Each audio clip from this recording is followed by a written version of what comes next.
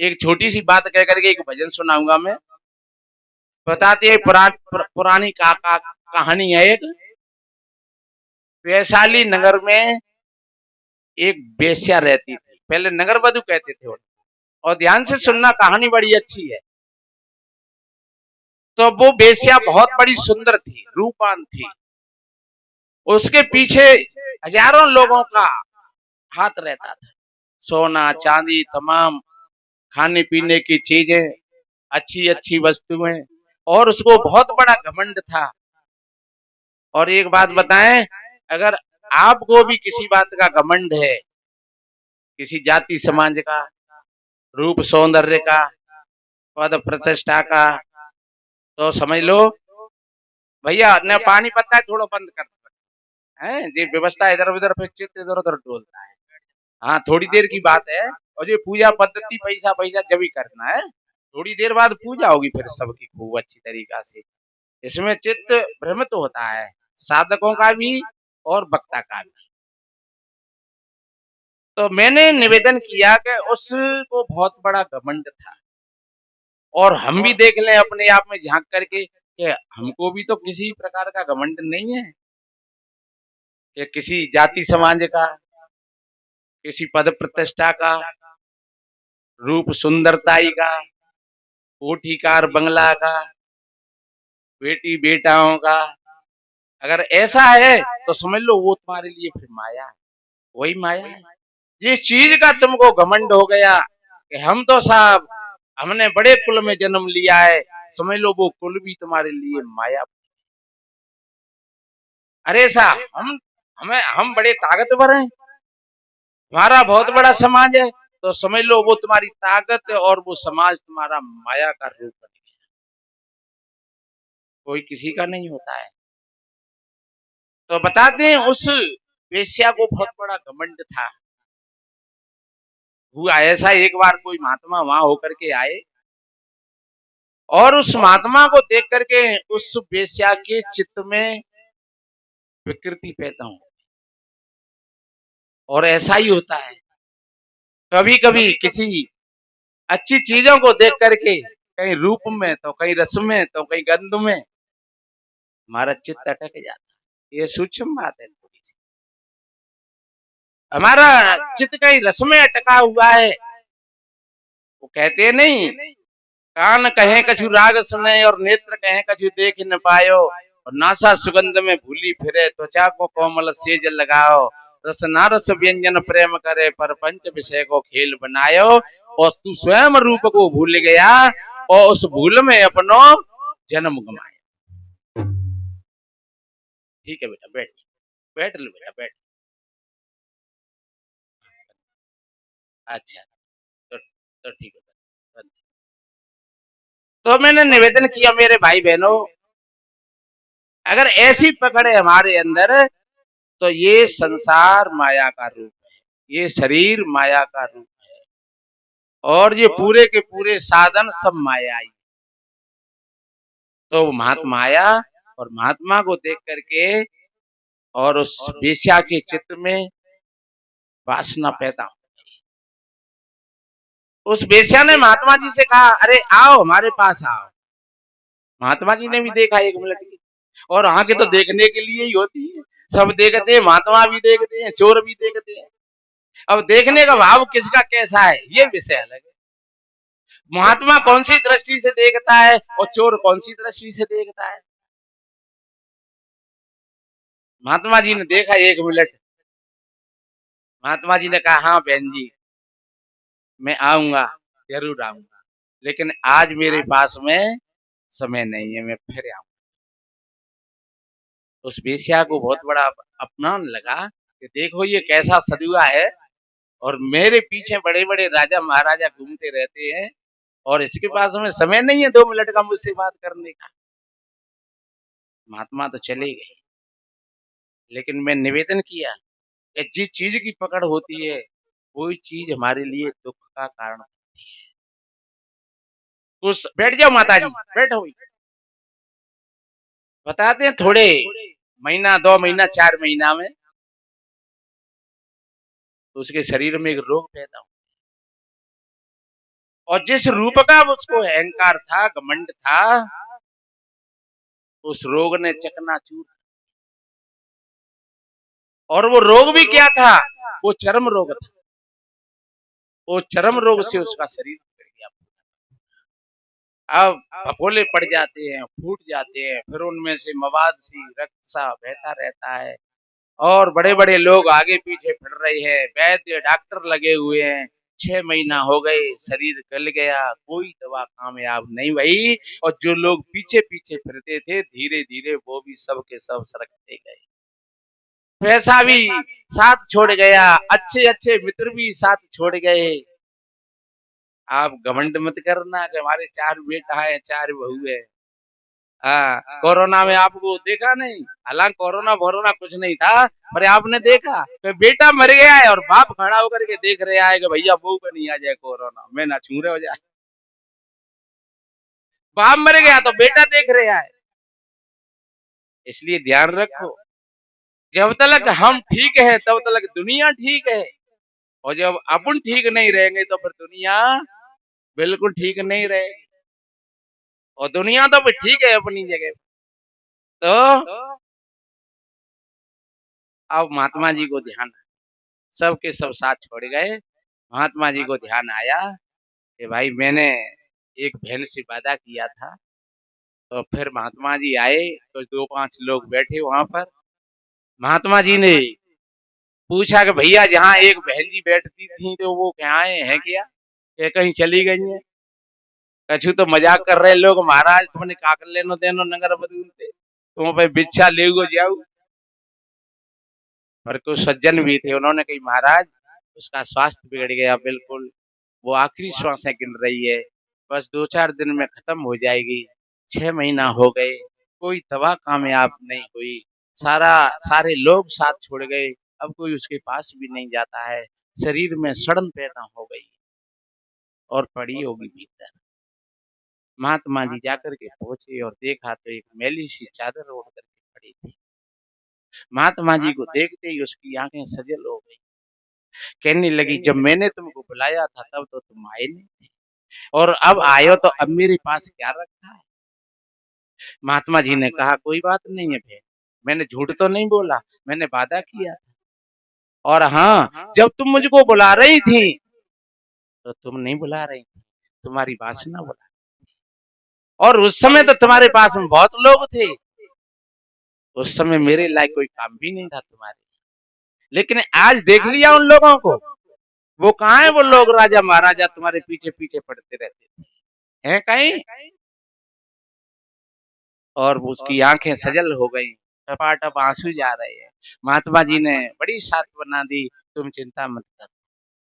और संत का अर्थ इतना ही नहीं होता है कि वो प्रवचन करके या भजन गा करके चला जाए।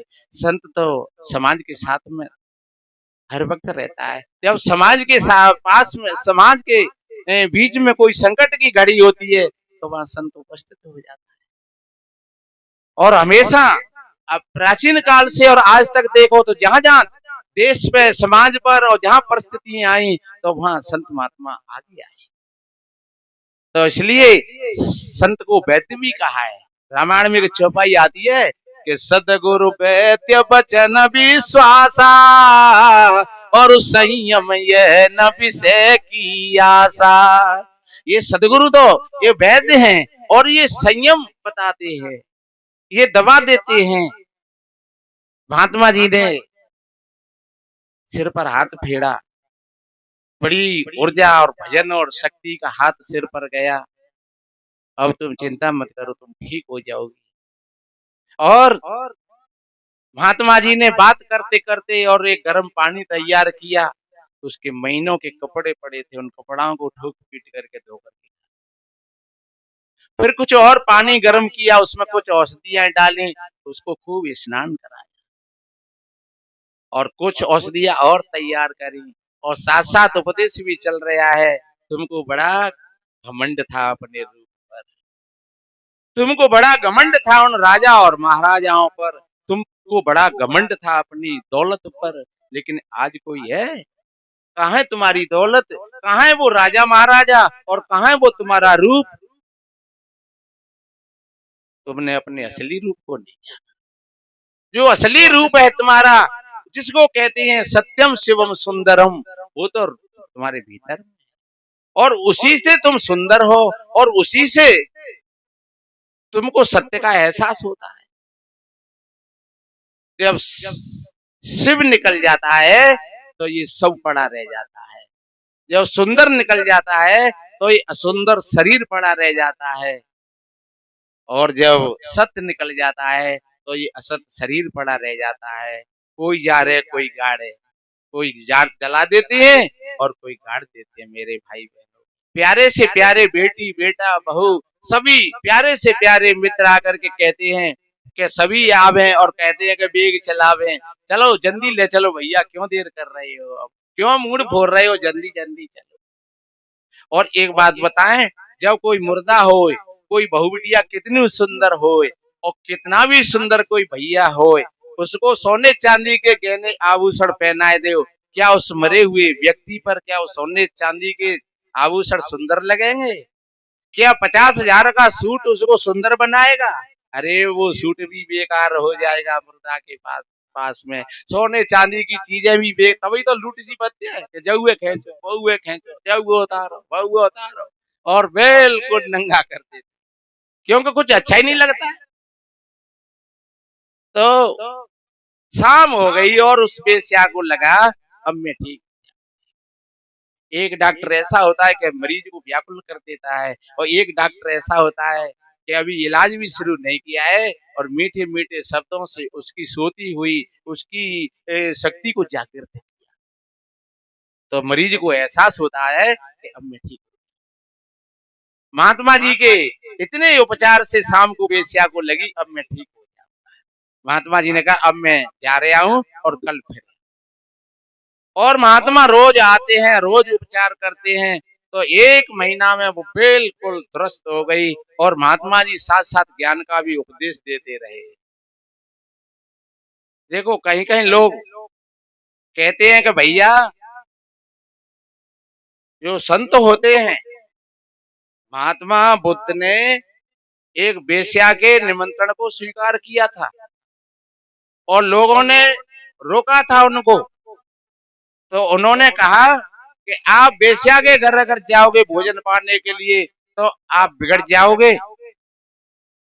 महात्मा बुद्ध ने कहा अगर उसमें ज्यादा शक्ति होगी तो मैं उसके रंग में रंग जाऊंगा, और मेरे में अगर अधिक शक्ति होगी तो फिर वो मेरे रंग में। और महात्मा जब भोजन पा करके आए तो साथ में वो चली आई, और सारा का सारा जो कुछ था बताते हैं तथागत बुद्ध के चरणों में समर्पित कर दिया, और वो एक अच्छी साधु। वही स्थिति उपदेश सुनकर के 15-20 दिना में अब जो बेस्या बेस्या ना रह करके और एक साधु भी बन, शरीर भी ठीक हो गया और भीतर से मन भी ठीक हो गया, चित्त भी ठीक हो गया है। एक दुआ आता है कि पलटू लिखा नसीब का, संत देते फिर, और साफ नहीं दिल अपना, तासों लगी गई देर।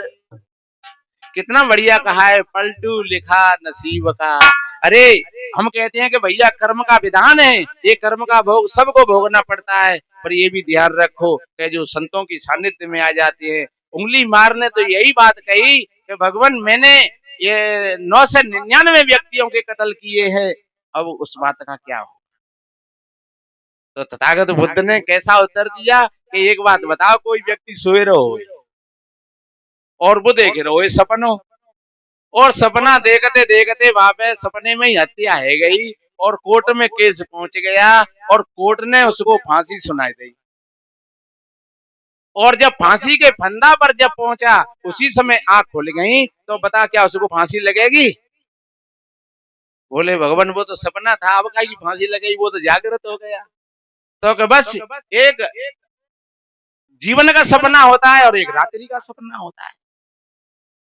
जो सपने सिर काटे कोई और फिर न जागे तो दूर न। सपने सोया मानवा खोल जो देखे नैन, और जीव पड़ा बहु लूट में ना कछु लेन ने। तो संत तो जगाते हैं, जागो रे जिन जागना, जो जागल सो भागल हो रमैया राम। वो बहन जागृत हो गई। अब वो 10 20 5 50 बहनों के बीच में बैठ करके और ज्ञान की चर्चा करती है, क्योंकि उसका ज्ञान उसके जीवन की तपस्या थी। वो एक अनुभव की अग्नि में तपा हुआ ज्ञान था उसका। देखो, प्रवचन सभी संत महात्मा करते हैं, लेकिन जो कोई जिस चीज से गुजर करके आया है तो वो एक तपस्या होती है। खाऊ ने कबो शराब ना पी तो भाई का पता हो शराब, लेकिन अगर पी करके और फिर कोई छोड़ दे और फिर पा की तरफ नहीं जाए तो उसको अनुभव है उस चीज कि शराब शराब का क्या नशा होता है और फिर कितनी पकड़ होती है और फिर उसको छोड़ने के लिए कितनी शक्ति की आवश्यकता। तो उसकी वो एक तपस्या हो गई। किसी भी चीज को अगर किसी ने पकड़ रखा है, और हम सभी भाई बहन कहीं ना कहीं किसी न किसी चीज को पकड़ करके तो बैठे ही हैं। कोई न कोई चीज को हम पकड़ करके बैठे हैं, और वो पकड़ अगर ढीली पड़ जाए तो समझो आप बिल्कुल आप साधु बन गए, आपके भीतर में सत्संग बैठ गया। और अगर आपकी पकड़ मजबूत रही तो आप चले गए दुनिया से, और वही पकड़ आपकी और अगले जन्म को ले जाएगी और वही दुखों के गर्त में ले जाएगी। तो वो बहन जाग गई। एक भजन सुनाऊं मैं, आपका सुना समझा हुआ। वो अपनी 5 50 बहनों के बीच में बैठ करके